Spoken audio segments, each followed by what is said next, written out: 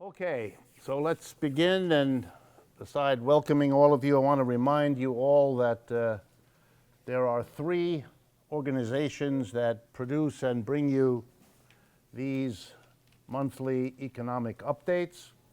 One is the Judson Memorial Church, in whose building you are now seated, and I want to thank them for very kindly making this space available to us every month.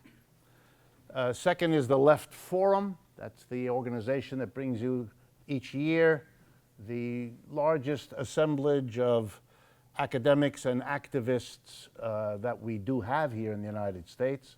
I want to remind you, if you're not already aware of it, this year's Left Forum will take place from the 20th to the 22nd of May at the John Jay School of the City University of New York on the far west side of 59th Street, near the Columbus Circle subway station, a few blocks from there.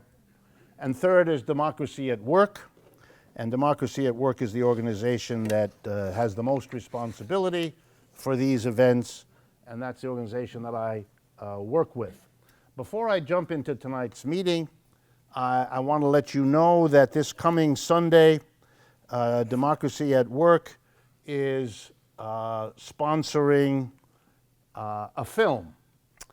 It'll be showing at 3:20 on Sunday afternoon at the Village East Cinema, 12th Street and 2nd Avenue. That's a regular movie house. And if you purchase tickets, which are running at, I believe, $10 per ticket, that will go to help Democracy at Work. But it will also allow you to see a new film called Boom, Bust, Boom. 3 words, Boom, Bust, Boom.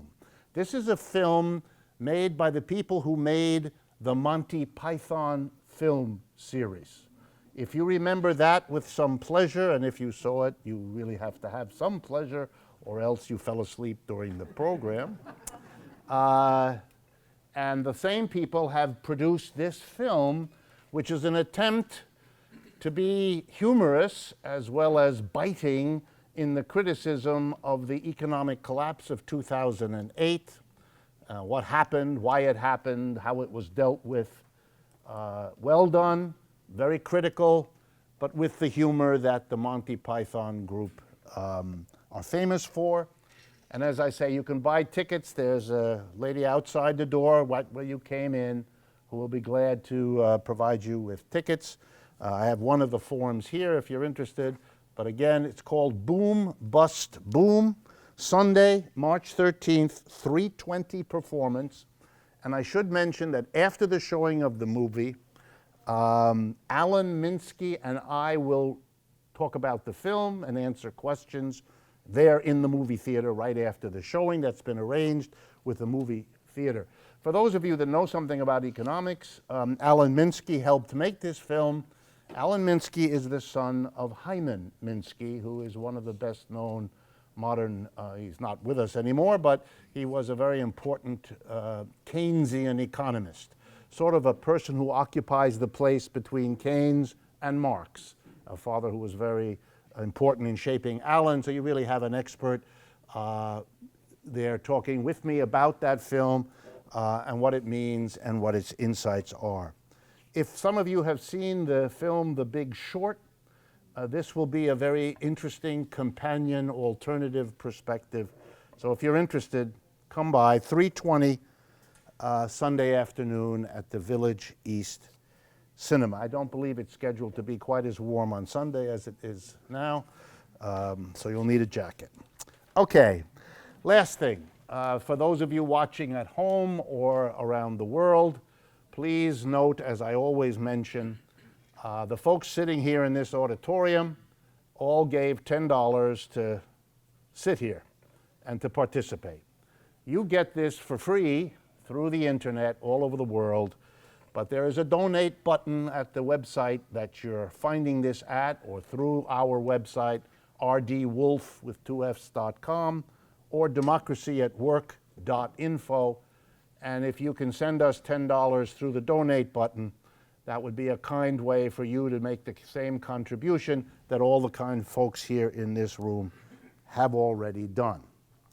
Okay, I'm going to go a little bit shorter on the small updates that I always begin with in order to leave room to talk about the big topics, since, as many of you have communicated to me, those are why you're here, to talk a little bit about the political races that are becoming more interesting with each passing day. Interesting is not the only adjective I could use, but we'll leave it at interesting. And they raise really big questions, as I will try to show you. So let me just do a few of the shorter items I thought you might find interesting. In Consumer Reports magazine, for a while back, November, this just came to my attention. There's a paragraph that shows the difference between the amount of money being paid by employees for their health care, how much your premiums are going up, how much is held out of your pay, how much you pay, compared to your employer, those of you that are lucky enough to have a medical coverage where you work. So this is the period from 2011 to 2014. You're going to see this as a theme. Employees' costs went up 28% on average. Employers' costs 14%. So as the cost of medical care goes up, your employer may well be telling you, well, that they have to pay more too, just like you. The answer is yes, they have to pay more, but nowhere near as much more as you, the individual, are being asked to pay. Moving right along on the same thing, I want to talk to you very briefly about public schools in Chicago and public schools in Boston. In Chicago, there's a decision was made by Rahm Emanuel, the mayor of Chicago, that some of you may know of, used to be an assistant to Obama when he first came into office, has told the teachers that as part of the money that's not available for public schools, they imposed on the teachers furloughs. It's a wonderful term, furlough. You know, it's sort of like people in the Army get a furlough when they don't have to do the usual exciting work of the Army, which entails either sitting around or killing people, which is, you know, not your first and second choice usually. And you are relieved of that for a few days to go and do something else socially useful. A furlough is now the name used when you impose on workers an unpaid day off. This is now also referred to as a furlough. So they proposed a furlough, 3 unpaid days off this year. This comes on top of a 7% increase in teachers' contributions for their pension. The pension didn't go up, just the contribution to pay for the pension went up. So this is on top of that. So you're now pushing into 10% decline in their actual pay. And the teachers in Chicago, who have already shown themselves to have a powerful union, Karen Lewis, some of you know, the head of the teachers union there, a very powerful character and a good union leader, and they're threatening to go on strike because they really have been pushed to the wall with this argument that there isn't money for public education. Also this last week, on the 8th of yesterday, more than 2,000 Boston public school students walk out of class to protest budget cuts, despite loudspeakers from both the Board of Education and the police department urging these high school kids, and some even younger, to go back into the classroom, which is where they belong.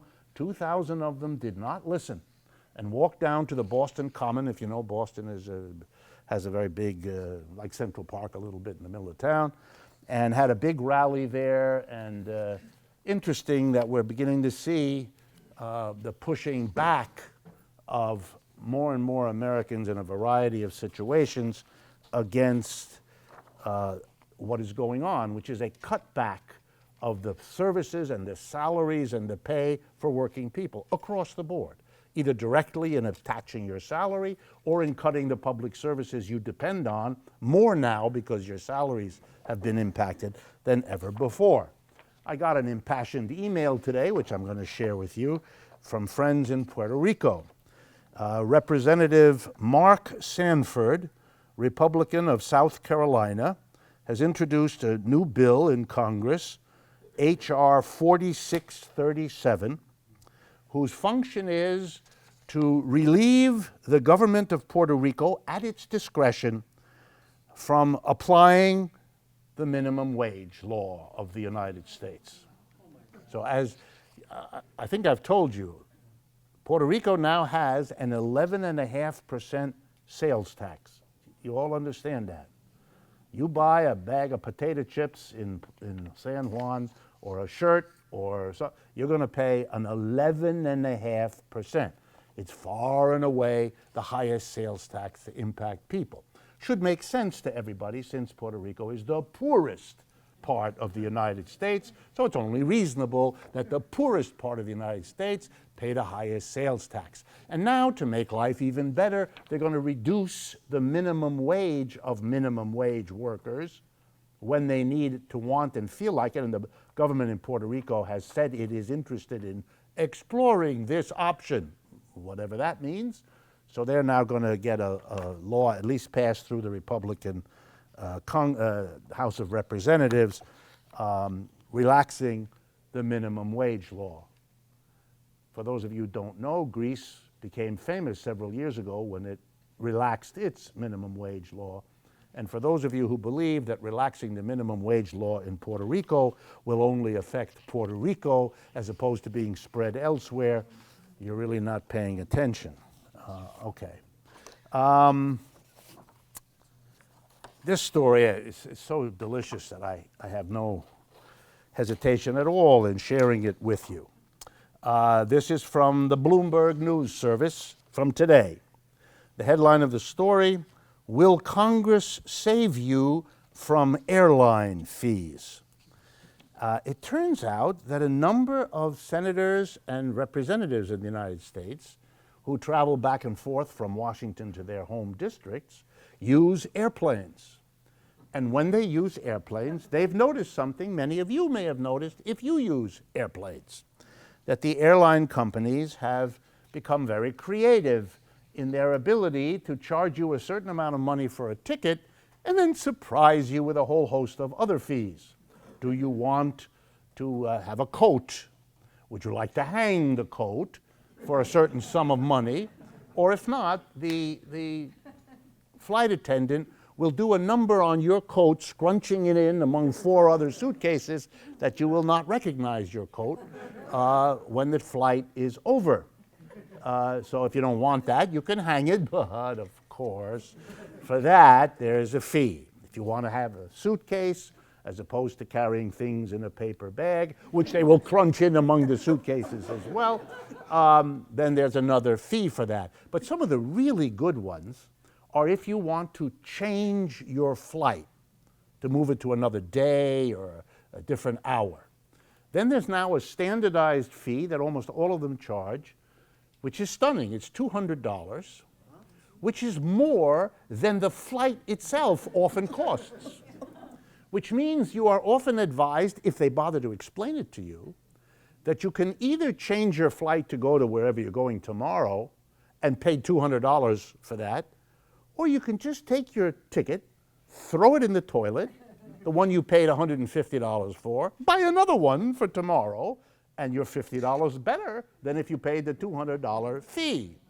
If this strikes you as lunacy, remember the purpose of it. It's not there to be rational. It's not there to be reasonable. It's there to move the money out of your pocket and into the airlines, who are currently showing record profits. So, of course, they need this money and shouldn't be required to give it up.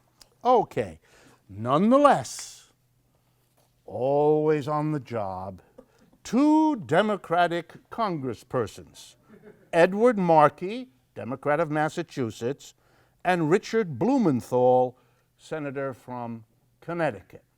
They have introduced a bill because they are outraged by this behavior. I quote you from Mr. Markey, "Airlines should not be allowed to overcharge captive passengers just because they need to change their flight or have to check a couple of bags." Okay, and so they've introduced this bill to prohibit airline companies from doing that. However, the Bloomberg article notes, quote, "The bill's chances aren't great." This is a euphemism for dead as a doornail, done, finished, going nowhere. And then the Bloomberg article, if you read enough in these articles, you notice how charming this is, explains why. There is no companion piece of legislation for the Markey-Blumenthal bill, which has been introduced into the Senate, in the House. The 435 members of the House, not one has seen fit to do the same, other than Mr. Markey and Mr. Blumenthal. Why might that be? Well, it turns out that the head of the Transportation Committee in the House of Representatives is one Bill, this is very important, not William, Bill Schuster, Republican of Pennsylvania. He supports the airline's policy efforts to increase their fees because he thinks it's reasonable. Then the last paragraph of the Bloomberg article, which I have to read to you, otherwise the charm of this will not be conveyed. Politico, that's a well-known blog. Politico reported in February that Mr. Schuster, that's the Republican representative who controls the committee, which is why this bill is going nowhere, and Nicholas Callio, the president of Airlines for America, that's the lobbying group for all the airlines. Doesn't it stir your heart? Airlines for America, that's the name of the group. According to Politico, Mr. Schuster and Nicholas Callio, the president of Airlines for America, get ready now, socialized during a long weekend in Miami Beach last month with Schuster's girlfriend, Shelley Rubino, who is a vice president of Airlines for America. Okay, are you with me? The vice president of the airlines lobbying group is the beachfront girlfriend of Representative Schuster. At a National Journal forum last April, after Politico reported on his relationship with Rubino, Schuster gave a statement saying, quote, "I have gone above and beyond what the law requires in disclosing it." End of story.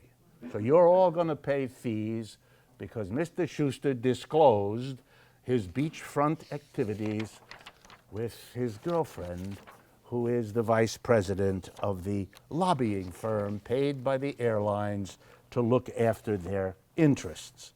So when the next time you're on an airplane and you notice that your wallet is empty, now you know why. Okay, two other quick items.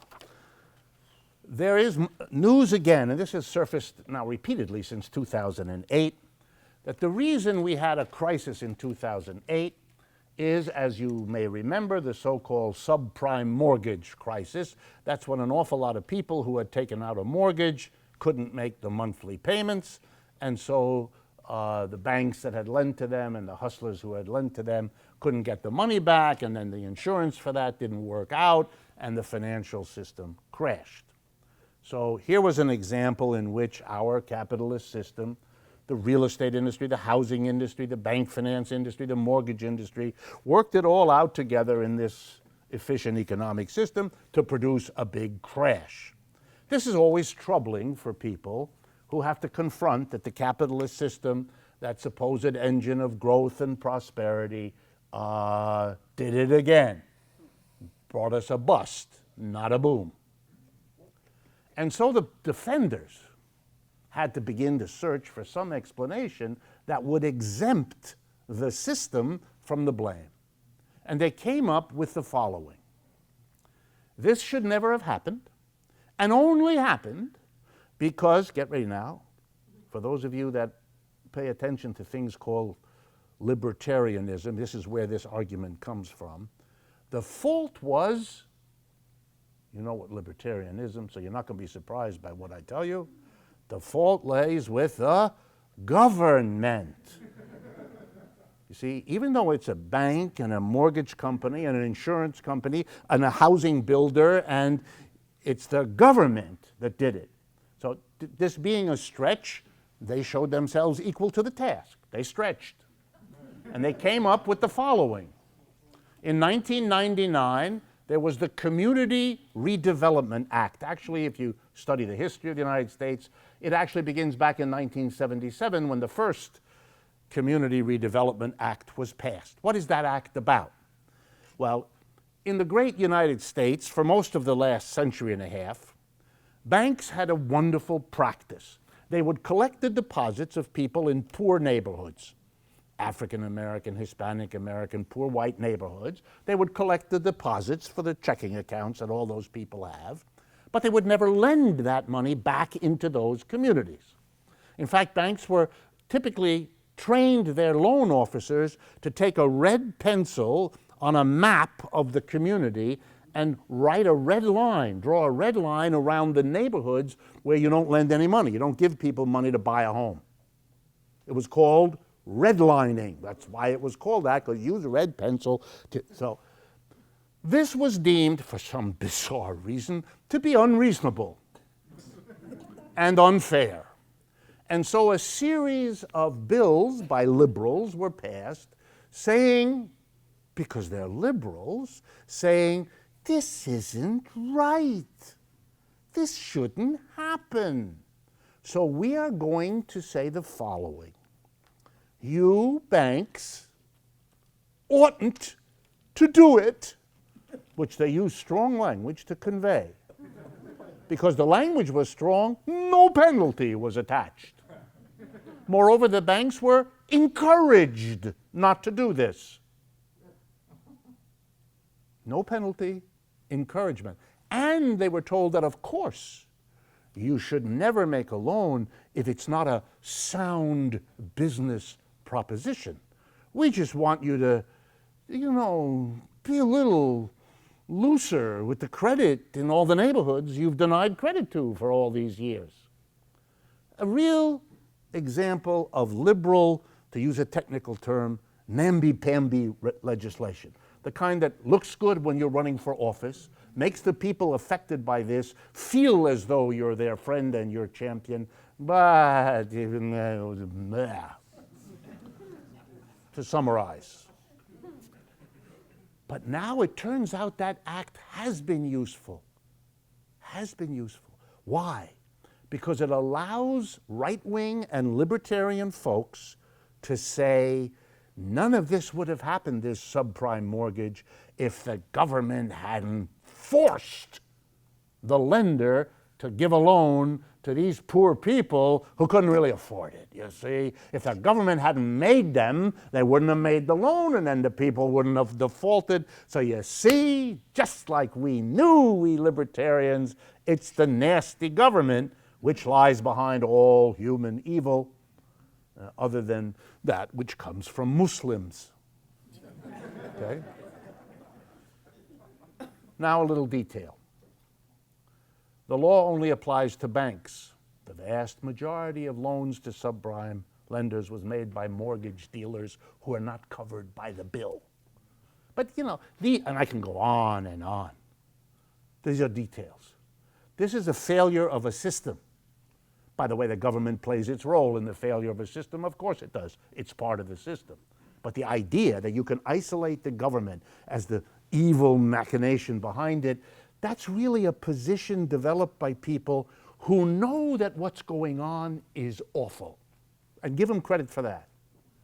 But to attack capitalism, that they can't do. That's too scary. So they've got to come up with a way to acknowledge and face that things are awful, but not point the finger at the capitalist system. And they found a solution. The government. The government. The government is the evil machination that lies behind everything that goes wrong. It's wonderful because it allows the business community to do endless damage to the mass of people and then watch disbelievingly as the people it has damaged get angry at somebody else. The government. The companies come and they give you a nice kick and you say, I'm furious at the government. The government wasn't there. In the United States, wherever unemployment happens in a big way, the people get angry and vote out who's ever in power in the government. But it's not the government that fired you. It's the private sector, because it's where most people work. So if you have unemployment, it's mostly the private. You know who fired most of the people over the last 20 years? Private employers. You know who drove people out of their homes when they couldn't pay? Private lenders. The government didn't do that. But the American people are furious at the party that's in power. Wonderful. Because then you kick out the party that's in power, vote in a different party, Republicans or Democrats, and feel as though you've done something. It's musical chairs. You haven't done anything. Because you haven't changed this system, and you're playing this self-delusional game that the government is where it's all at. Okay. I had one more. Yeah, I'm going to mention it. This is about Japan. Japan is a morality story. It's something that Americans don't pay attention to, but they ought to. Japan basically had its economy collapse back in 1989. So we're talking now 25 years plus. They've been in a recession, depression, whatever you want to call it, ever since. They've never gotten out of it. It's a cautionary tale because when you think that hard times come, but they don't last more than, yes, they do. And Japan was, when it hit Japan, it was the #2 economy in the world after the United States. Now it's been surpassed by the People's Republic of China, but in 1989, the Japanese were the second powerhouse economy in the world. They've still not gotten out of it. So depressed have they been for so long that the Japanese population, for those of you not aware of this, is shrinking by millions per year. We're talking a major downturn in this economy. Japanese capitalism was a very powerful capitalism. It grew very fast. But a little bit like the famous story, what goes up real fast comes down real fast a little later. So beware of being so excited about how fast it's going up, because it's usually a scary sign that it's going to be coming down, and not slowly either. And indeed, the Japanese miracle of the 70s and 80s, some of you that were alive back then remember scary stories in the newspaper that the Japanese are taking over everything, and the Japanese are, we all stopped buying Chevys and Fords and started buying Toyotas and Hondas and all of that. So here the Japanese have just literally fallen apart, and now they can't even work their way out of this because they're literally without workers. Their population is aged. They're not having babies, so there's fewer and fewer young people who have to pay the money needed to take care of the older people who are large by percentage. So they don't know what to do, and they have to deal with their problem. They have a capitalism that didn't work. Here's the solution. There's a tremendous fight in Japan right now to take away from women the right to abortion. Notice interesting. They have an economic problem with their system, and the solution is to impose on, they're taking away right. Women are now going to have, they're taking away the right to make a choice about this issue in Japan. I'm not here to debate the pros and cons of abortion. I want you to see the way of solving an economic problem in Japan is not to deal with the economic system that got them into this mess. An economic system which they're not finding a way to make work better. Instead, they're going to take it out on the female half of the population there by imposing rules. It give you an idea of how crazy it gets. The current government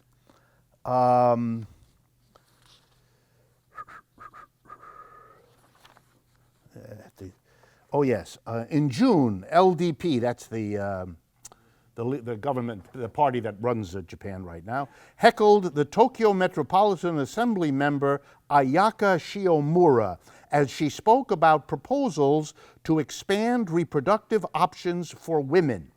So this is in the parliament. The LDP members shouted, quote, "Hurry up and get married," end quote, and, quote, "Can't you give birth?" question mark, end quote. Former Health Minister Hakuo Yanigasawa sent a similar message when he referred to Japanese women as baby-making machines in a speech about the shrinking population.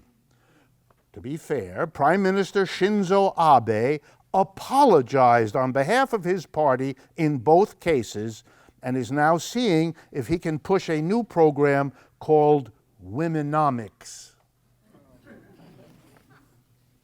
The serious part here is a society that is solving its problem with an economic system, like we do here in the United States, by looking everywhere else for a solution rather than confront the question. It can't be capitalism.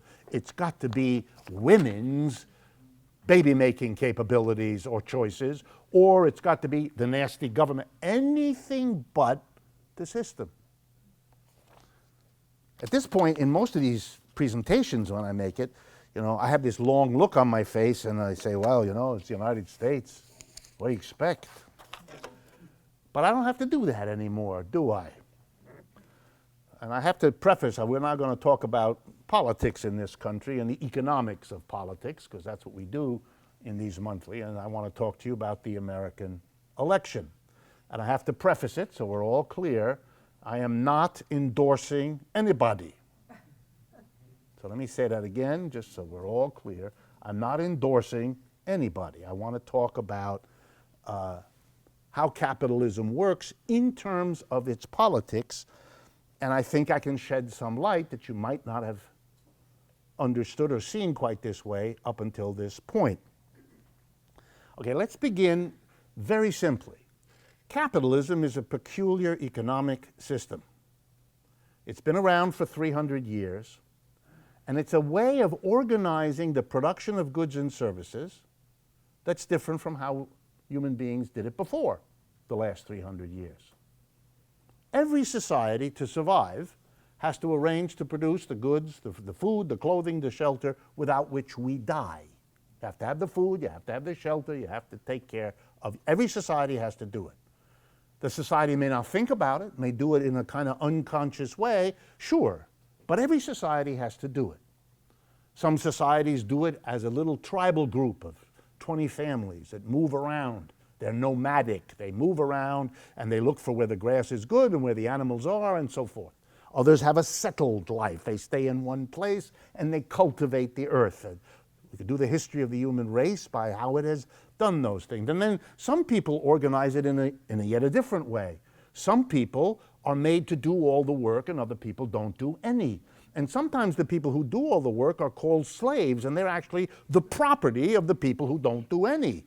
Some people are property of it. Human beings have arranged their society like that. And sometimes it lasted for a long time, sometimes for a short time. Some societies arranged it differently. People were not allowed to be property of other people, but some people were serfs and others were lords. These were people who were born in a particular place, and wherever they were born, that's where they were stuck. Where they were born and to whom they were born shaped their entire lives. You were born to a serf family, you were a serf.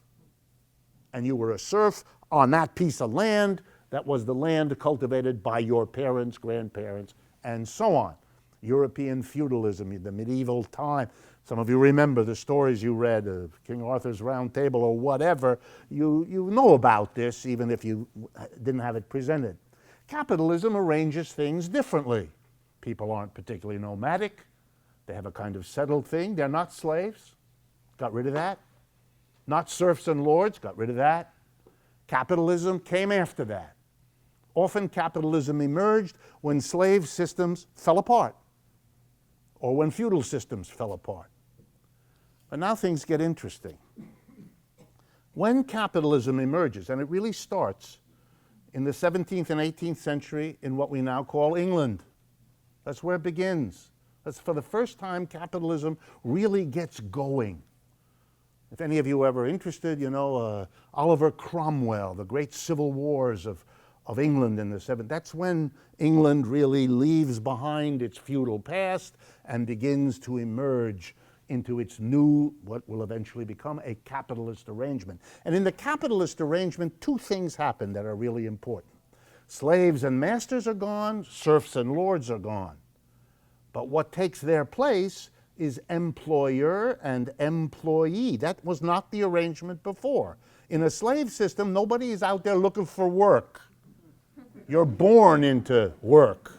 If you're a slave, you know right from 3 years old what's waiting for you, because you can see it in your mother, your father, and everybody around you. And if you're a master, you can see right away where you're going, which is someplace else. And the same thing for serf and lord. But in capitalism, it's employer and employee. And not only is it that, but it's employer-employee, but with an ideology, a way of understanding this new system that's very peculiar. Not at all like slavery and not at all like feudalism. Slavery and feudalism, if you think about it, came into the world and developed an ideology that said there was a reason why you, Mary and John, are serfs, and you, Harry and Louise, are lords, or you're a slave and you're a master. You had to explain that to people because they might, being human beings with a brain, ask the question. Like, why am I a slave? It seems not the better way to go here. Those masters, I'd rather do that. Or I'd rather be a lord than a serf. I mean, you don't take advanced degree to figure that out. It's fairly obvious. So you have to have an explanation. Because if you don't have an explanation, the next step in asking the question is to be, to use a technical term, pissed off with the answer. Like, what do you mean there's no reason? Then I quit. I don't want to be a slave. Hello, this morning I'm a master. No, you had to come to some term that would make people accept it. Now you could beat them into submission, but that doesn't work real well over the long run because you got to have an awful lot of people who are very expensive to maintain to be the beaters. And if you beat people all the time, they get angry and upset and they figure out ways to beat you back.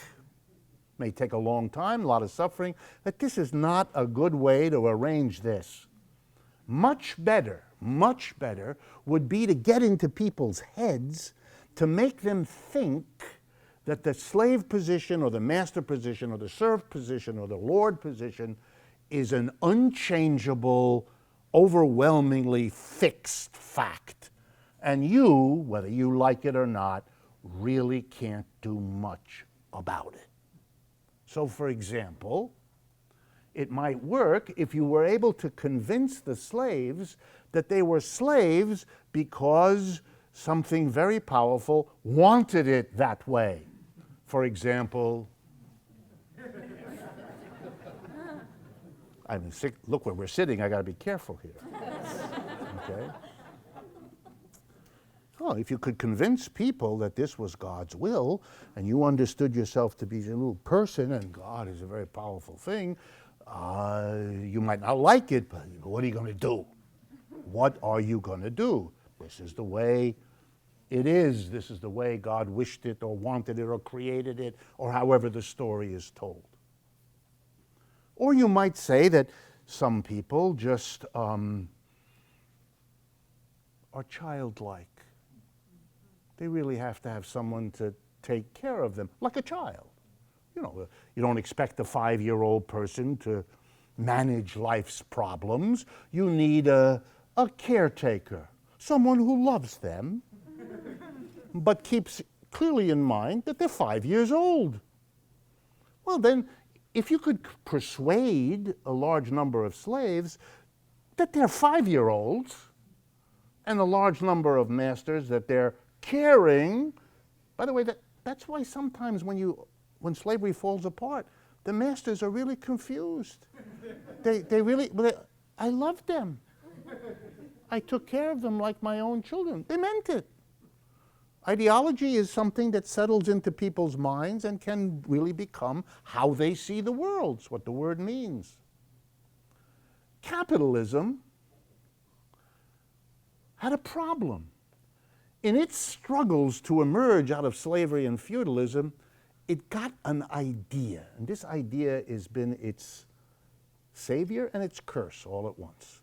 And the idea was, with capitalism comes human equality, human freedom, when no more serfs, no more slaves, we're all free and equal.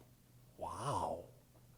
And capitalism, that's how you persuade a lot of people to say goodbye to slavery, even if they're a little nervous, or goodbye to feudalism, even if they're a little nervous. You're saying to them, we're not just setting up another system with employers and employees as opposed to serfs and... No, we are redoing the world so it is the center of liberty, equality, freedom, and the right to find happiness, and blah, blah, blah, blah, all of that. The Statue of Liberty, the Declaration of Independence. You got it? A tremendous hoopla of freedom.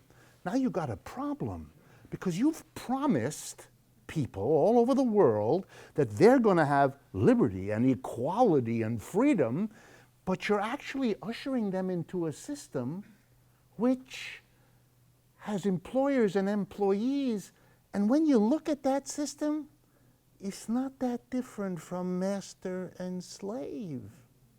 True, nobody's anybody else's property, but one bunch are really quite well off, if you think about it, and the others aren't. You're noticing that now here in the United States. So are millions of your fellow citizens.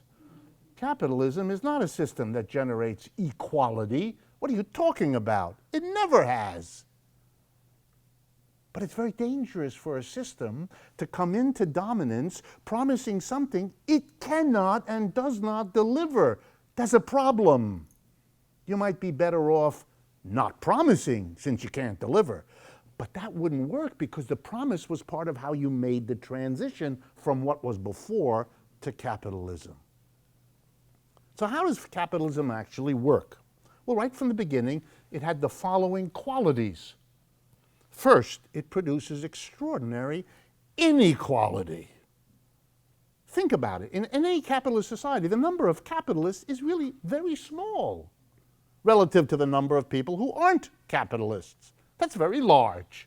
Everywhere, whether big business, small business, medium business, the number of capitalists, employers, is very small relative to the number of employees, and the capitalists who are in charge, the owners, the chief executives, the board of directors, all of them, make the system work really well for them, which shouldn't come as a major surprise to you.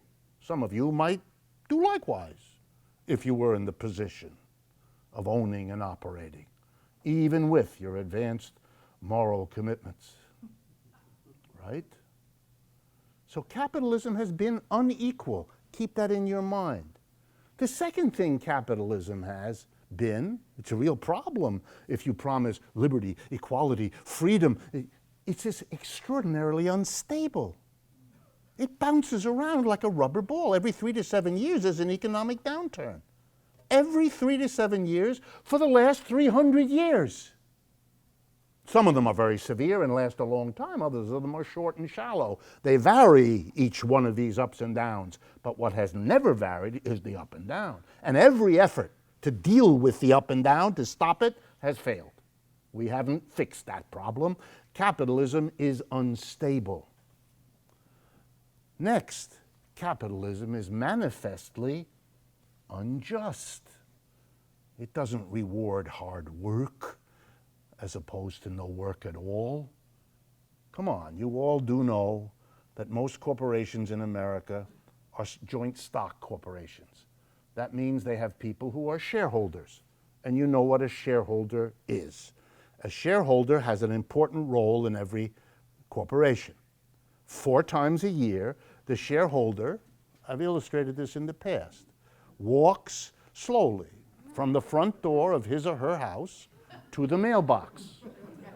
They open, no, this is what they do. They open the mailbox, And in it they find a check. It is called a dividend check. It's a check from a company whose shares they own, and they get a certain amount of money for each share that they own. So if they own 1,000,000 shares, and it's a buck a share, the check says $1 million. Did they work on anything having to do with that company?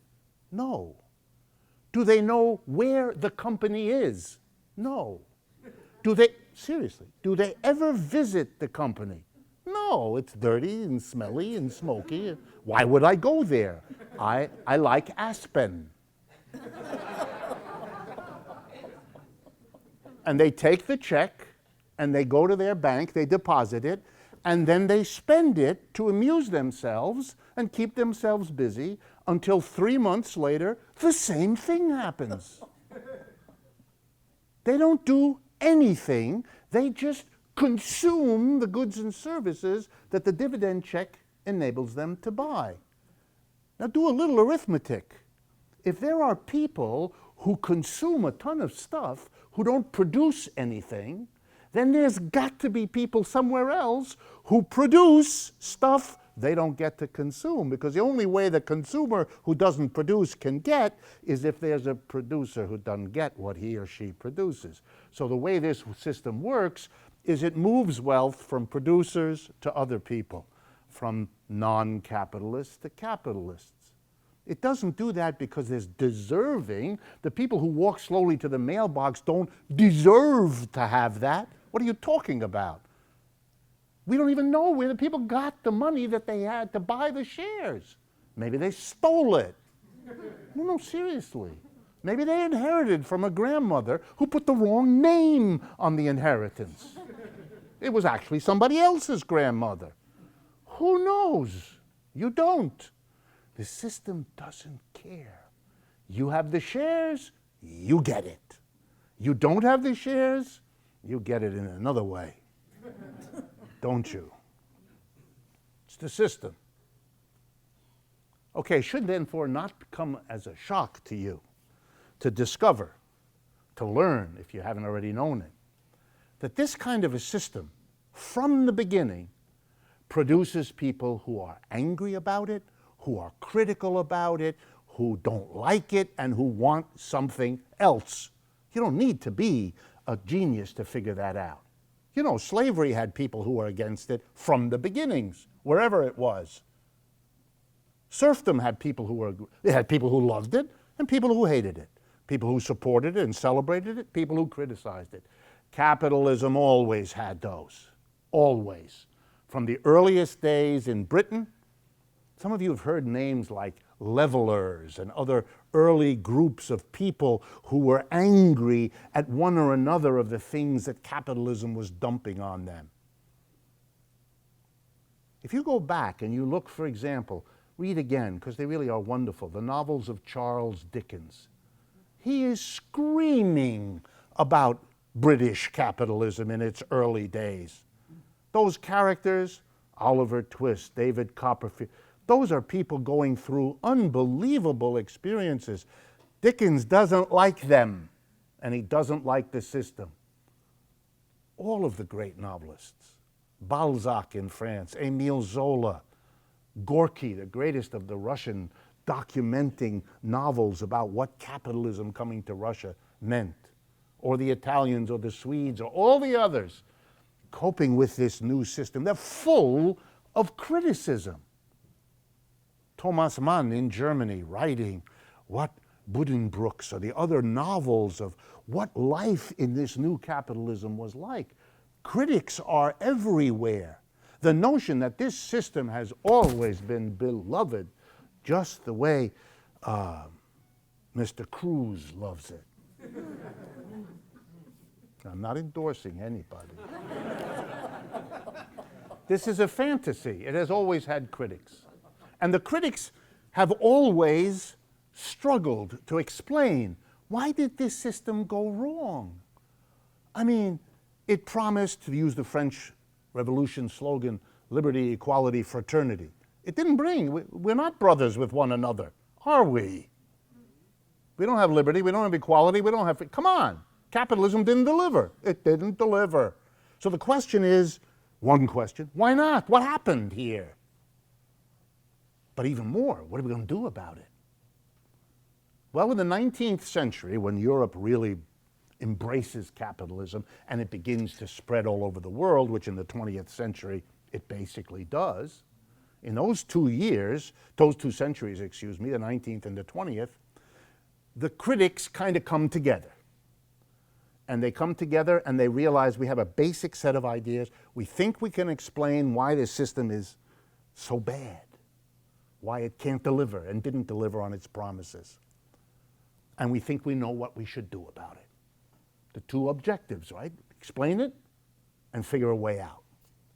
So they decide to call themselves, and this took time and they didn't all agree, this took time, to call themselves not anti-capitalists, I mean they were against capitalism, but they came up with another name, very intriguing name, socialists. We are socialists. Kind of funny name, because we're all in a society, so we're all social. So what does it mean I'm a socialist? Well, the answer is I'm not an individualist. I don't put individuals first so that whatever they do, whatever wealth they accumulate, whatever position they have, they're free to do anything they want because they've achieved it as an individual, so that they are to be individual enterprises, entrepreneurs, and do whatever they like and be free. No, no, no, no, no. We are the people who put, ready, the society as a whole first, the community first, the society first. To use the language of American sports, so I can get you to see this, it's the viewpoint that says what you want to make a great basketball team is not a really good shooter, but people who understand what the word team means. You win if you team, if you help each other and play with each other and give each other your support.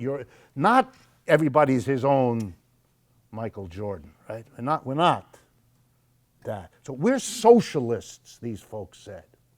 Okay, so the problem is that the capitalists celebrate the individual, and particularly the rich one, the owner, the one who's got the stuff. And everybody else, well, you're losers. Mitt Romney lost the election because he got caught saying that. But they all believe it. Mr. Trump clearly believes it.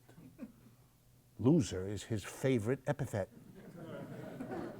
I, he explains to us, am a winner, and the proof, I'm rich. You aren't a winner, and the proof, you're not rich. This is not a complex logic, but it's the logic of capitalism, and it has been for centuries. So what did the socialists do? They said, well, let's explain our theory over the last 2 centuries. The problem with capitalism is it allows, here we go, now you see the logic of it, the capitalist problem is it allows individual people to gather into their own hands the wealth created by a community. All the people produce the wealth. All the people, from the janitor who cleans the floor, to the person who works in front of the machine, to the secretary who keeps we all play a role in producing wealth. If everybody is a participant in producing, how is it that a handful of people own everyone? What happened here? Something went wrong.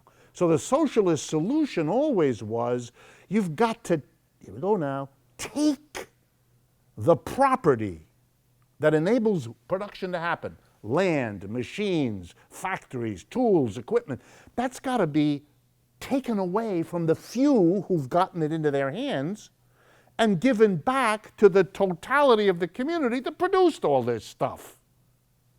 The capitalist who owns didn't make that factory, that building, those machines. Workers did that. But somewhere along the way, the workers were dispossessed of their own product, and it became the property of a few. So the first rule of socialism, this is the 19th century, is you've got to, here we go now, take the property away from the few and give it back to everybody. You have to collectivize property, one way to say it. You have to socialize property, another way to say it. You have to nationalize property. Well, that's an interesting third one, because that comes out of the awareness, okay, if we're going to take the property away from the few and give it to everybody, I mean, how's that going to work? I mean, you can't just give a factory to 10,000 people. That's a mess. How does that work? Well, the answer was, this is what the socialists came up with. The government, which is the reflection of all of us, we are all voters, we elect the government. The government represents the community. The government will run the enterprises. We'll take it away from private individuals and make it government run, because the government is responsible to the community, and that's how the community, the society, will take possession of the means of production. So socialists were in favor of taking away private property. But notice, it's not the private property that you use for your personal hygiene. Socialists are not interested in your toothbrush or your shirt or your couch or your car or your home. They are interested in the means of production, the way a community produces all the goods, the land, the factories, the fleets of trucks, that. So the attack on private property is not an attack on your individual capacity to own stuff that other people can't get. It's about production. The second thing socialists hated about capitalism was a bit of a mistake. There's really no way to put this. They didn't like markets. They really didn't like markets. Markets for them were a way of distributing goods and services which struck them as awful.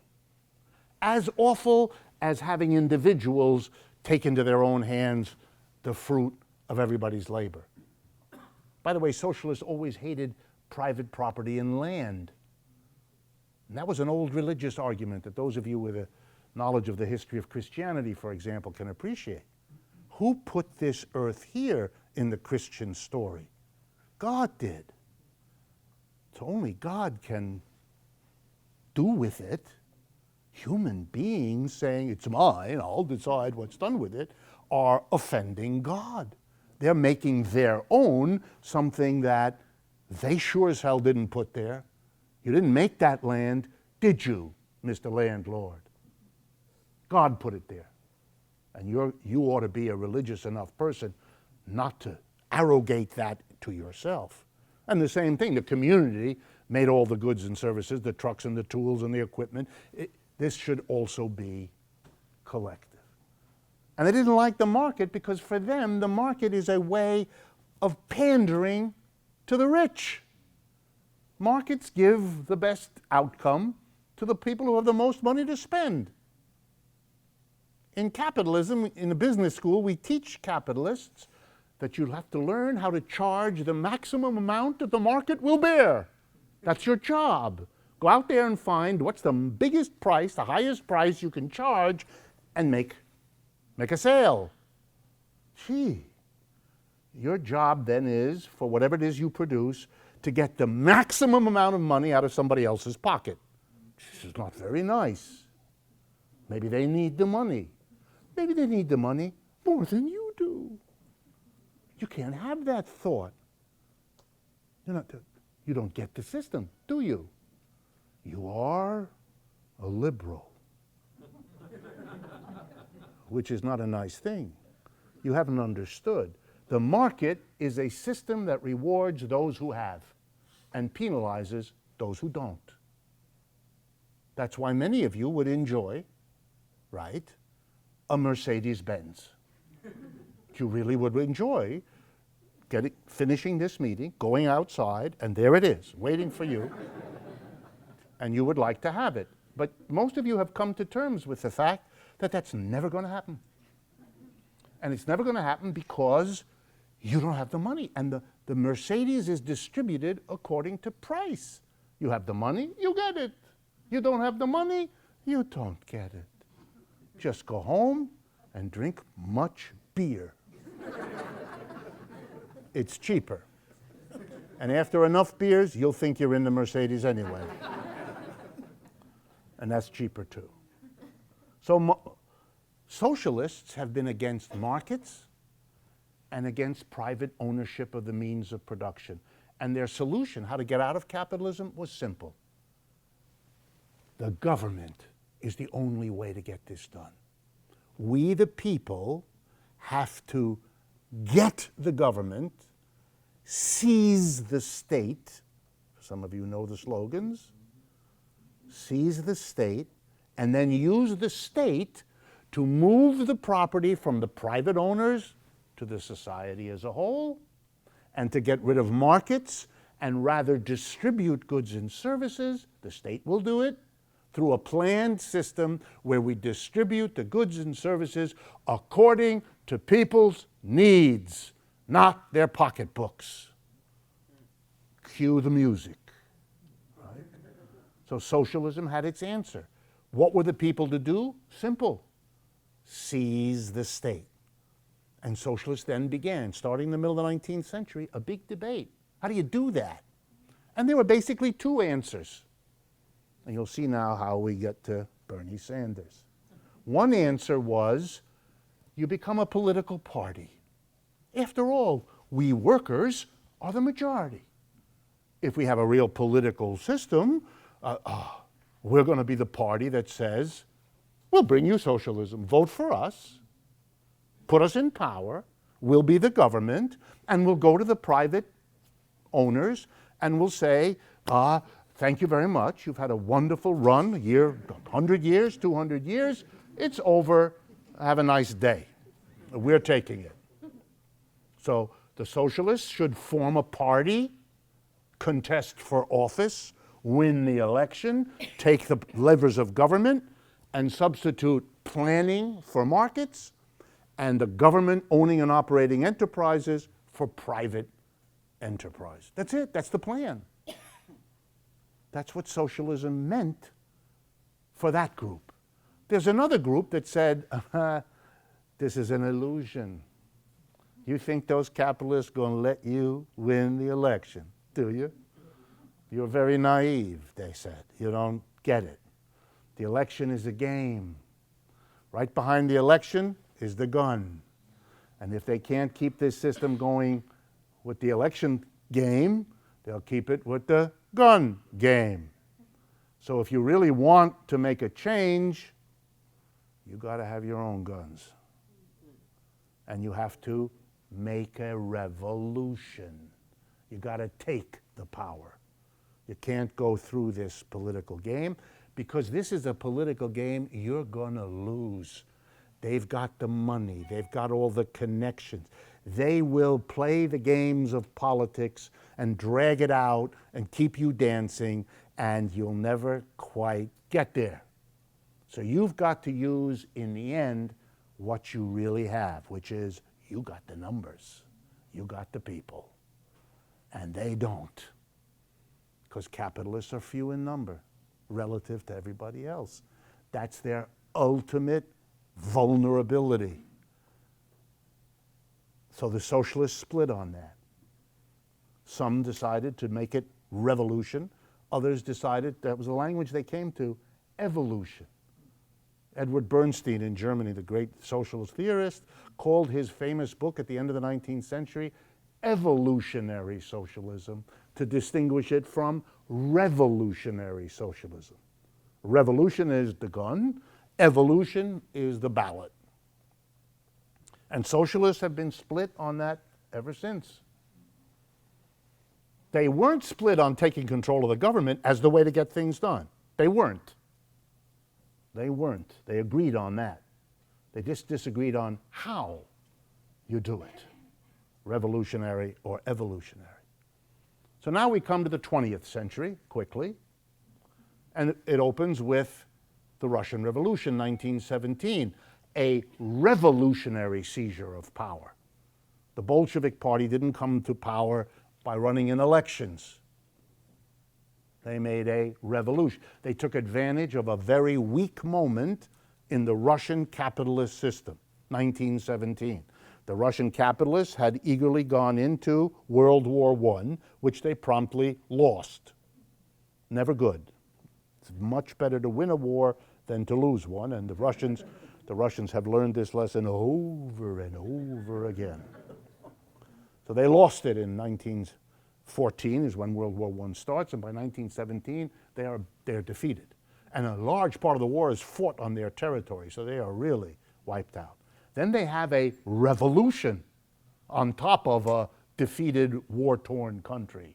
And then they have a foreign invasion.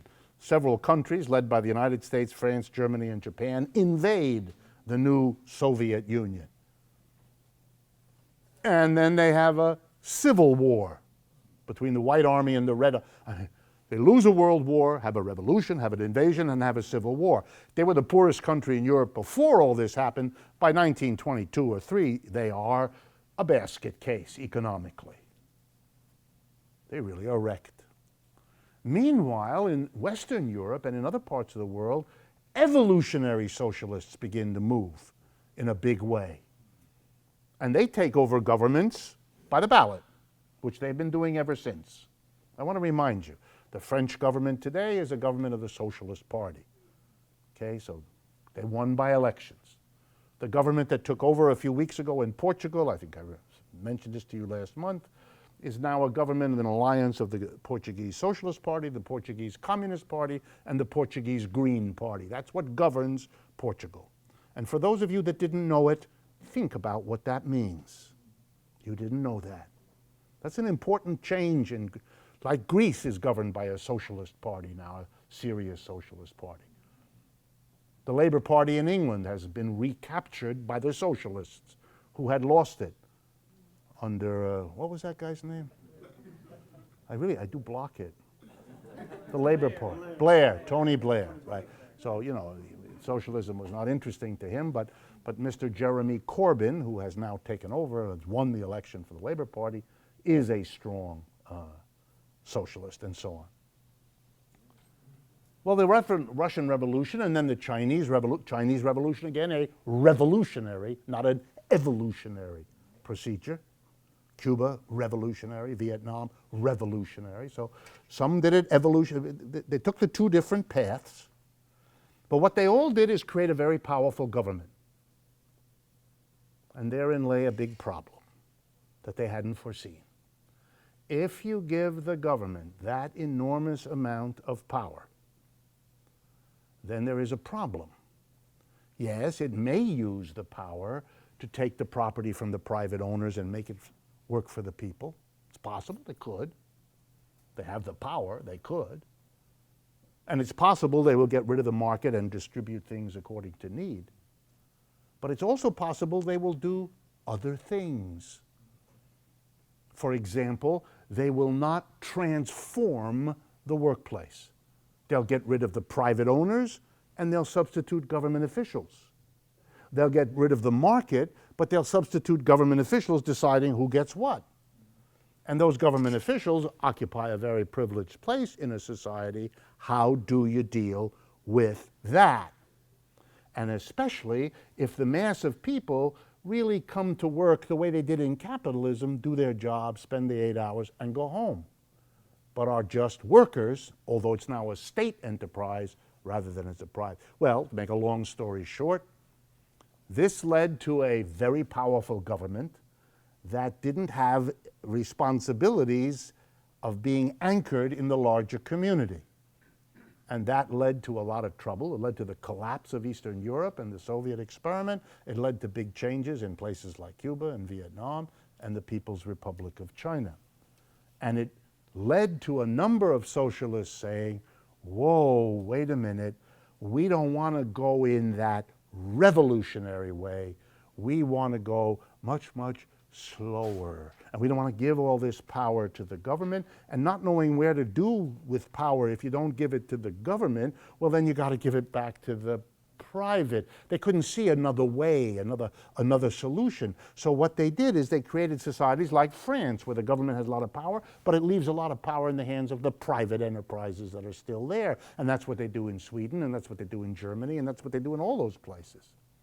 Bernie Sanders feels that he has learned the lesson of socialism, not going to go in the revolutionary direction, going to stick with the evolutionary alternative. That's why he puts that adjective democratic in front of the word socialist. It's really a way of signaling, I'm not about to take the property from private enterprises all away and give it to the government.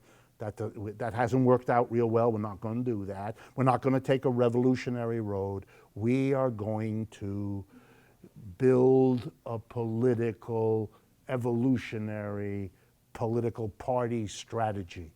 What's a little unclear yet with Mr. Sanders, and a source of enormous anxiety for Mrs. Clinton, is whether he will do this activity inside the Democratic Party or outside the Democratic Party.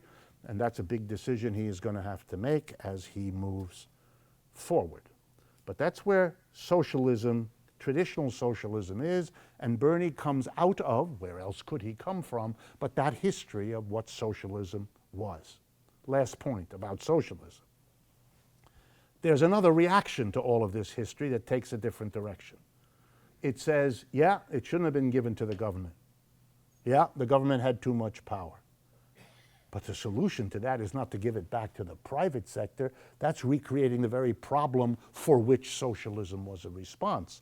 There is an alternative that is beyond this either or. That's not about will there be private capitalists or will the government run it.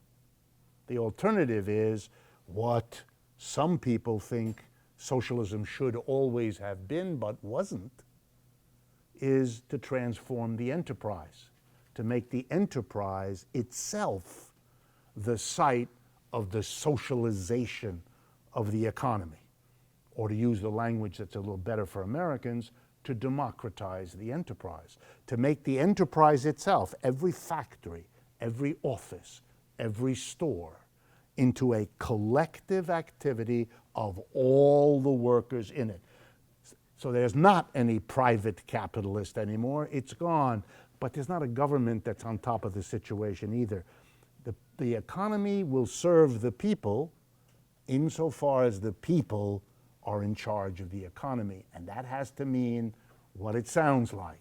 They're in charge of every enterprise. They're in charge in a collective way that'll have to be worked out so that everything that happens is dependent upon them. All right, that's socialism. Now the American scene and fascism, the American scene. If you understood what I said, capitalism has this problem. It always has had this problem.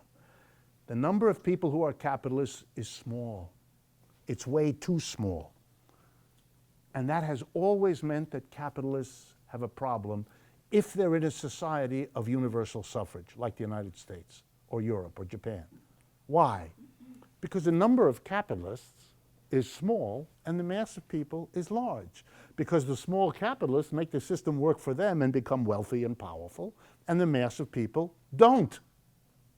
It's then only a matter of time, and not much time, before the mass of people make the following eureka discovery. We're the majority in a political system that says the majority wins. We should use the political system to undo or reverse the results of capitalism as an economic system. If capitalism makes a few people rich, we'll pass taxes that fix that. We'll take it away from them, and we'll distribute it to everybody else. We'll have a redistributive tax system. Easy to do, very easy to do. As of tomorrow morning, if you have wealth more than $3 million, it's taxed at 84.6%. Takes a few weeks and you don't have it anymore. There's nothing, seriously folks, there's nothing difficult. We know exactly how to do that. It's easily admitted. There's no problem at all. We move the wealth. The wealthy know this. They know. They're not stupid. They know that they're sitting, and by the way, it's more true now than it's been for 100 years in America. You all know how the wealth is concentrated at the top.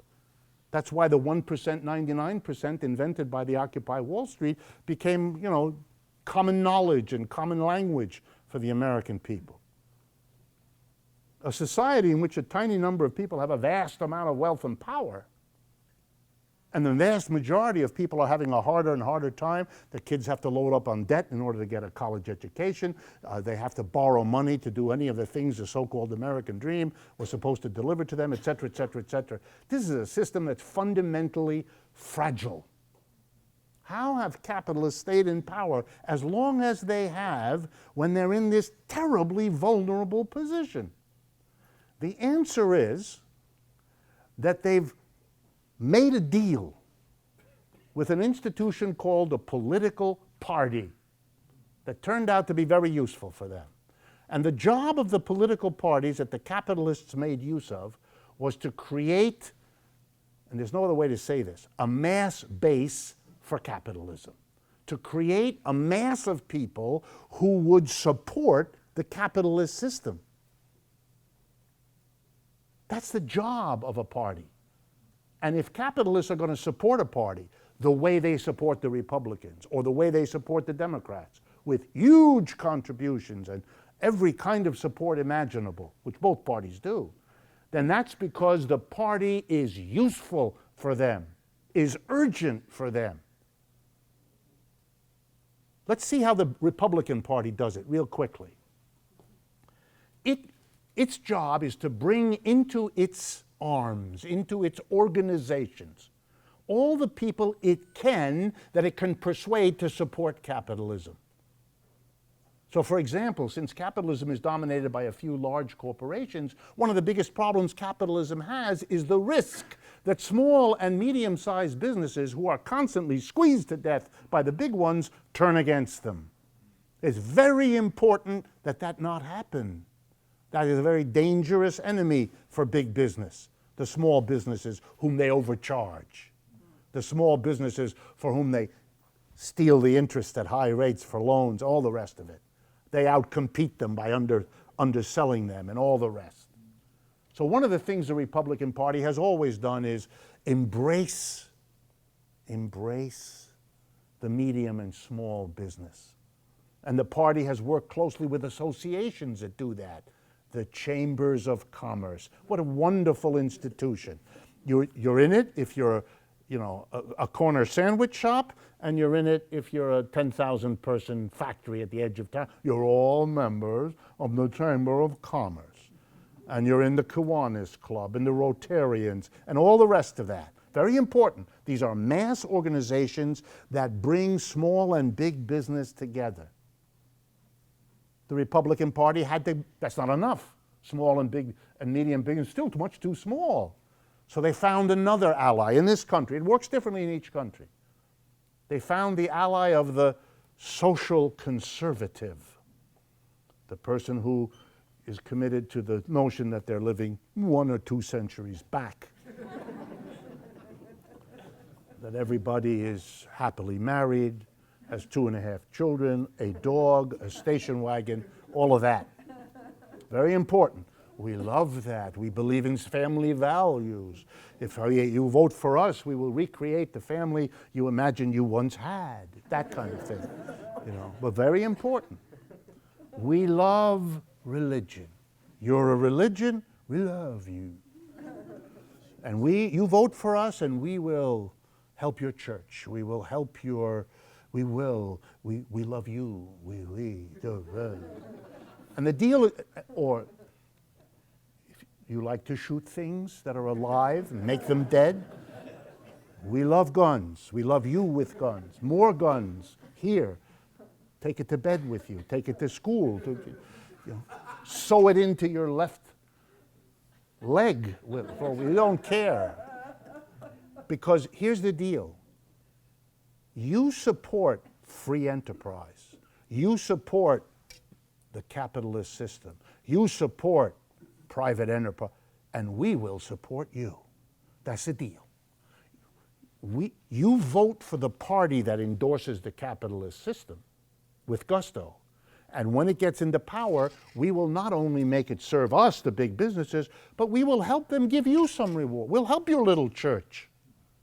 We will help you. You gun people, here's some more. Have some more. Things that shoot more bullets in less time. Whatever it is you like, we'll do that. We don't care. That's not our issue. Of course privately we think you're nuts. But it's very important. The base is always difficult. It's always tense. It's never secure. The church people, for example, have for years been very angry at the Republican Party because they think they're being played with, which of course they are. They're being taken for a large, long ride. They're being the mass base for a big business, and the big business gives them a stamp with one of their people on it. Huh? And then they feel terrible. They didn't get the abortion abolished. They didn't get gay marriage stopped. They didn't get the things that they were concerned about because that's never the issue. The job of these parties is to give a mass base. And the Democrats are exactly the same, but it's a different group. The job of the Democrats is to bring in the working class. Always bring in the working class. Bring in the minorities. Bring in the women. Bring in the academics and intellectual. Bring them in. Get them to support free enterprise any way you can, and give them something. Give them a public university system. They want that, you give them that. The minorities, they want to be able to have lunch at a lunch counter. Give them that. Who cares? Well, we know that there are all kinds of people who care, but the people who are making the decision, they don't care. It's not their issue. That's not what the party's about for them. And it's wonderful to have two parties, because then when one party, for some reason, can't hold its base together so that the people at the top go, hey, this party isn't working real well, you dump them and get the other one. And you play with it until it doesn't break. Then you get and you tell the mass of people, see, when we're not happy, we Americans, with the one party, we got the other party. And after a while, the majority of people realize this game is absurd and they don't bother voting anymore, do they? Because for them, these are details, they're not that interested. They don't go to church, they don't care much about guns. If gay people want to get married, their reaction is, haven't they suffered enough? I had to do that. That's an old joke, and I had to try it.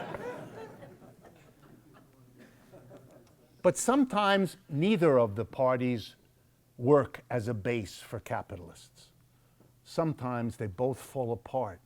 It can be because of internal stresses and strains, the anger of a group that was brought in and played with, taken advantage of, gotten to support capitalism and given almost nothing in exchange. That sometimes happens. That's not what's happening so much now. What's happening now is the system itself hasn't got enough reward.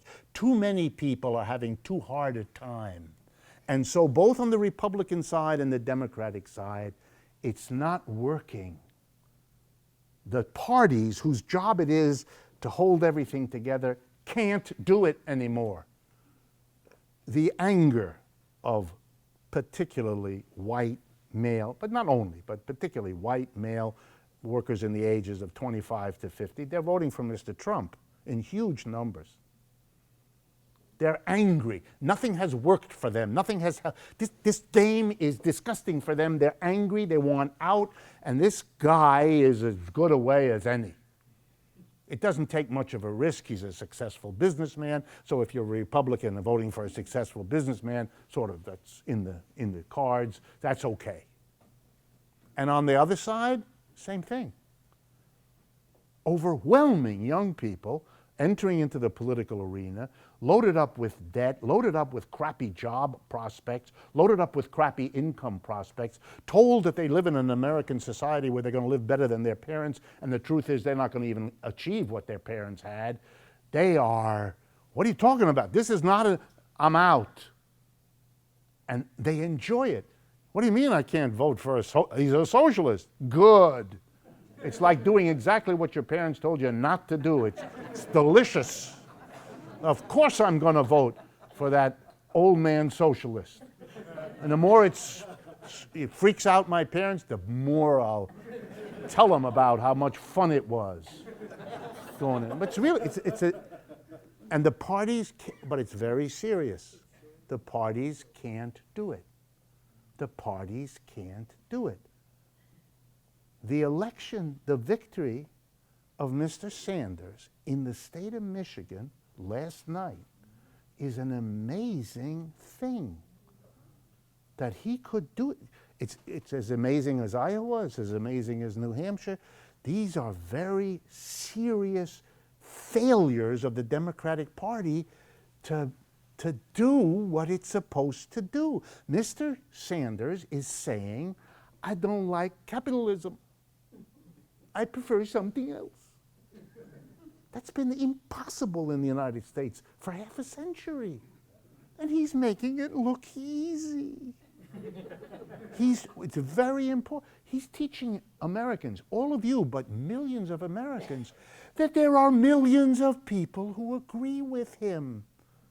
That's been the unspoken, unspeakable secret of American politics. Because it comes right out and says, capitalism? Who needs it? Who wants it? It's dead, it's old, it's finished, it's done. We don't want it, we don't need it, we're going elsewhere. This is an amazing breakdown of one of the central pillars of a surviving capitalist system. The Soviet Union did not collapse because it was attacked from outside. It fell apart inside. The United States is falling apart inside. It needs a mass base, and it's losing both of them, the Republicans and the Democrats. In Greece, in 2012, suddenly, the two parties, like our Republican and Democrat, who had exchanged prime ministers back and forth, just like we exchanged Republicans and Democrats back and forth for 40 years, suddenly got no votes. They got less than a third together. They used to get 3/4 together. And up comes a little corner left-wing party, Syriza, which is now the government, has been the government for 2 or 3 years. Unthinkable. The great they're gone. The capitalists are now having to make deals with people who proudly say they hate capitalism. Whether they do or not is another matter, but there's a new game for them. And the Greek capitalists have been showing what they think about it, which is they're leaving. They're moving their assets out of Greece as fast as they can. They've been doing it for a long time, so it's very bad for Syriza because their situation is disintegrating as they try to hold on. That's the decision they made. Where's the United States going?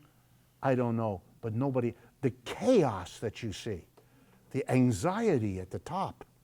I don't know how many of you saw it, but every year something called the American Enterprise Institute, a think tank of the right wing, goes to a place called Sea Island off the coast of Georgia, very ritzy resort, very private. You have to fly into an airport on the mainland and then go over by boat. And they had their annual meeting a little while ago, and all the big wigs of the Republican Party were gathered to talk about what to do with Mr. Trump. But it wasn't just the big wigs of the Republican Party. There were a whole bunch of Democratic leaders there, and one of the people who was spotted, and I had to admit later that he was there, was Arthur Sulzberger, the owner and operator of the New York Times. Oh, I see. We don't have time for the Republican Democratic junk anymore. We're all in this together because this dissolution of the mass base party is a danger to the system as a whole.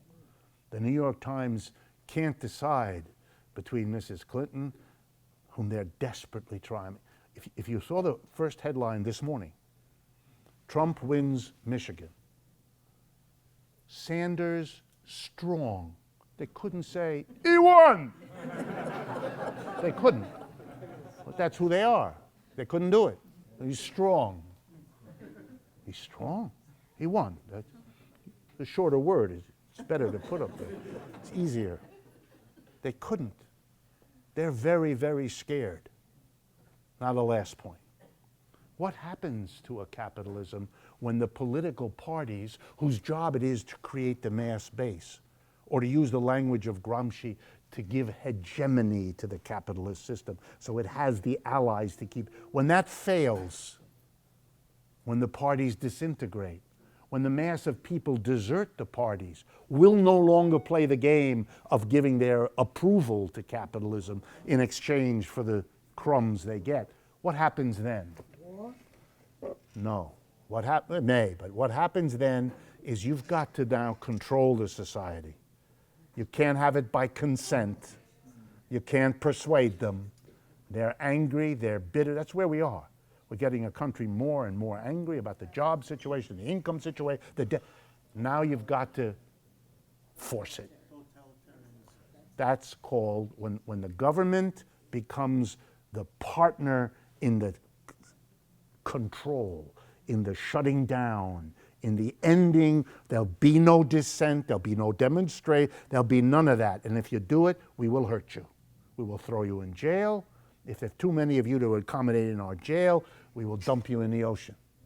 We won't, we understand you don't accept us anymore, okay? We tried it. It worked real well. We have Republicans and Democrats for 150 years. Okay, it doesn't work forever, nothing does. And now we're gonna have to, especially this happens if they're threatened, if they can see the revolution coming. Mr. Hitler came to power in January of 1933. Very important. The Depression had hit in 1929, was 4 years into the Depression. In those 4 years, two political parties took off inside Germany, the Socialist Party and the Communist Party. By 1932, the last elections the Germans had, the Socialists and Communists together, 50% of the vote. And they were out in the streets, and they were talking the debate in the street was between the Socialists, who wanted to take power but not too violently, and the Communists, who wanted to take power and didn't worry about how violent it might be. And the mass of the German capitalists didn't know what to do. Their conventional parties had disintegrated. Their equivalent of Republican and Democrat, the mass of people were so hurt by the Depression, so bereft. Depression hit hard in Germany, like it did here. They were so angry and so bitter. Think of the Trump forces and the Bernie Sanders forces a year or two down the road when things have gotten worse. They were really bitter. So the German capitalists made a decision. They turned to the only other political force that could give them a mass base. All the old ones were gone. They had this crazy, weird, short, dark-haired fellow from another country. Hitler, Austrian, brown. These blonde, blue-eyed Aryans were in love with a little brown, short guy with a funny mustache, who no one took seriously. And a quarter Jewish. What? He's Jewish. A quarter Jewish, perhaps, yes. Perhaps, yes. But the capitalists who didn't like him, who made fun of him, who thought he was a bully, a clown, a loudmouth, uncultured, uncool. Jesus, you could have the whole list of things we say about Mr. Trump. Or, as I learned recently, his original family name, Drumpf.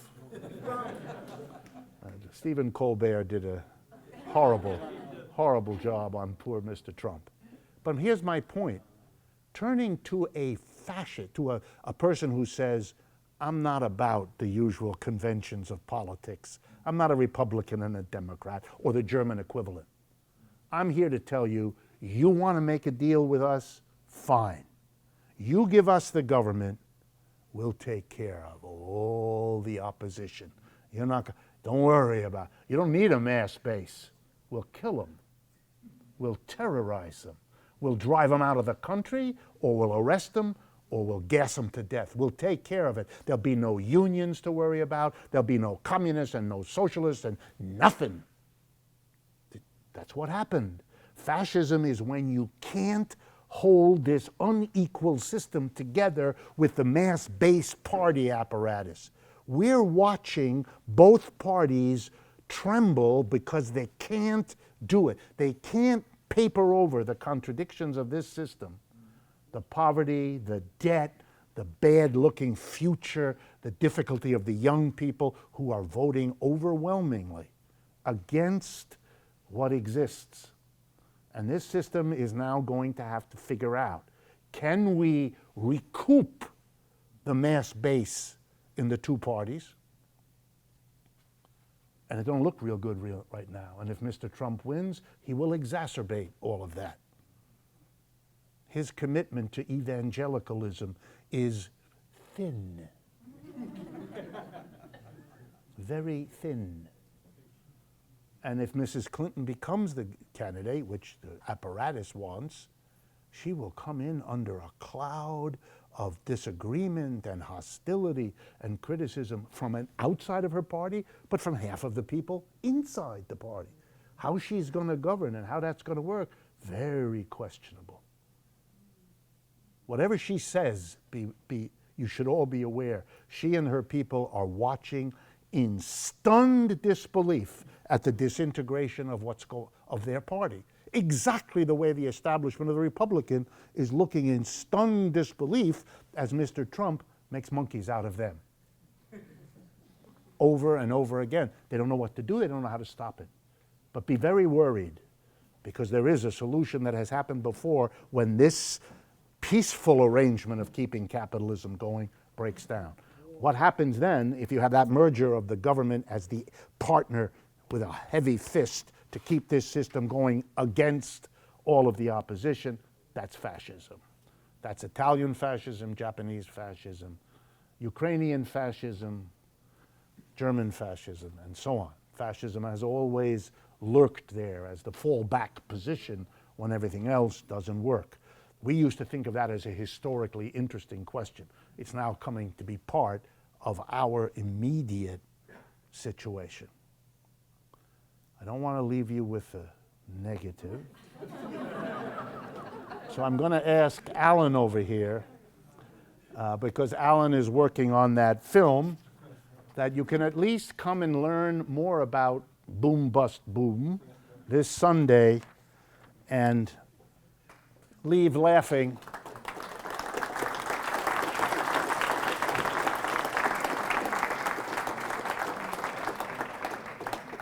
I feel like I'm in the middle of a novel by Gabriel Garcia Marquez after these Wednesday things. So I came here about 8 months ago. Rick and I had a conversation about where all this could go, because it's very clear that almost everybody in the room either suspects or a long time ago realized that capitalism isn't working. It's a badly evolved system, but there's not a whole lot of place in New York City and in the country until recently for a good discussion about, so if it's a bad system, how do we get in front of it, and how do we get into a transition? So we started looking at stuff that we could do. We convened a group that's now working on a curriculum for New York City high schools in economics. It's led by Rick and the team at Democracy at Work, but it's also led by the economics department at John Jay College. And a variety of inside the DOE Board of Ed lifers who are curriculum development specialists. And what we're working on is a course that we hope will be piloted in September, and ultimately will replace what's not being taught in the public schools and preparing our youth. But that led us to, so if we're an educational group, then maybe we should start thinking about looking at what's going on in the world that we could sort of start looking for. Now, Rick has brought up Mondragon over and over again. It's a real place, and there are 75,000 workers in the vast country who have been organized in this stuff. So we decided that what we're going to do is we're going to try to put together a delegation from New York City to go to Mondragon in September. So if any of you are interested in looking into that, please get in touch with us, and there'll be other announcements. But that then led us to, there's something about the limitations of what goes on at Judson. Rick is great, and we're going to continue to do this here the way this is. But there's not an opportunity for us to sort of start to tap into all of the resources and all of the assets and the experience and all the stuff that the people in the room and the people who look at our website can contribute to sort of starting to get in front of the conversation in this city. So what we decided to do is take a space out at the Commons. Some of you know where the Commons is. It's 388 Atlantic Avenue in Brooklyn. And beginning in April, on the third Wednesdays of every month, we're going to host an evening at the Commons, and we're going to format it in a way that does exactly what Rick has been doing for years here in the Economic Update, but it's going to be a New York Economic Update and a New York Regional Economic Update, and it's going to be an interactive thing. And what we hope to do is start to incubate a whole lot of stuff that's going on in New York and build some kind of a mass organization in a safe space so that we can start to not argue capitalism or no capitalism. I mean, it's a done deal for us. It's really, I'm not kidding. I mean, it's the conversation at the Commons is not going to begin with, is there anything left that we can salvage out of this bad system? It really has to begin with, while we all have to live a duality, I mean, we've got to make do in this system, and you know, I don't have to tell you, I'm like you guys. I got kids with debt, and I got a home with debt, and I'm where all of you are, but we've got to start to have this conversation. So, we're looking for help to sort of set the foundation of a structure of an organization. We need somebody to help us set up and manage a new website. That'll be an interactive website. So if anybody in the room has those kinds of skills and has the time to devote to helping us establish this, please come forward. We need legal representation. We need to know somebody who can help us as a 501c3 not only establish a presence for democracy at work in New York City, but start to establish a presence for democracy at work in all the places that not only Rick has spoken in the last 4 or 5 years, but all the places that Bernie Sanders has turned over a community of people who need to have the same conversation that we're going to have in New York. So toward that end, on March 30th, we're inviting any of you who have time or want to start to help us shape what we can actually do. We're inviting people to come to the Commons. And it'll be listed on the website, both in the Democracy at Work website, but also we've established, it's almost up and running, a New York chapter of Democracy at Work website. So those of you who have the time and the energy, who have the skills, who have the experience, and who really need to help us get out in front of this thing in New York City, come on the 30th. Please help us have the conversation that we need to have about where we can go. Some of the stuff that we're planning to do is really to take the co-op issue and the idea of enterprises and worker-owned enterprises into the world of tenants associations and block associations and church groups, and really sort of meet the intellect that's been developed out of these things. And that, I mean, Rick represents something really important. There's an established intellect now. And merge it with the folks who are out in, right across the metropolitan area, who are starting to build the kinds of collectives that really sort of are toward the future. So I want to remind you again, Boom Bust Boom is a great film. If you want an existential journey into how bad things are, Monty Python way, they're $10 a piece. The money we raise from the showing on Sunday is going to pay for the rent on the space at the Commons for a few months. Please volunteer to help us out. And again, on your calendars, March 30th, 7 o'clock, the Commons is 388 Atlantic Avenue. And at that, we'll get out some more flyers. But thank you all for your attention in this.